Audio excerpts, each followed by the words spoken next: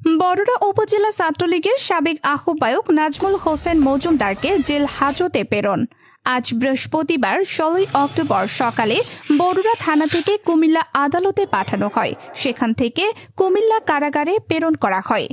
অপহরণ মামলার ওয়ারেন্টভুক্ত আসামি কুমিল্লার বরুড়া উপজেলা ছাত্রলীগের সাবেক আহ্বায়ক নাজমুল হোসেন মজুমদারকে গ্রেফতার করেছে বরুড়া থানা পুলিশ। গতকাল বুধবার ১৫ অক্টোবর বেলা ১১টা ৩০ তাকে গ্রেফতার করা হয়। নাজমুল বরুড়া উপজেলার ১৩ নং আট্রা ইউনিয়নের পেরপেটি গ্রামের মজুমদার বাড়ির বাসিন্দা। তিনি ওই গ্রামের প্রয়াত মোবারক মাস্টারের ছোট ছেলে। নাজমুল কুমিল্লা ৮ বরুড়া আসনের সাবেক সংসদ সদস্য ও উপজেলা আওয়ামী লীগের সভাপতি নাসিমুল আলম চৌধুরী নজরুলের ঘনিষ্ঠ সহচর।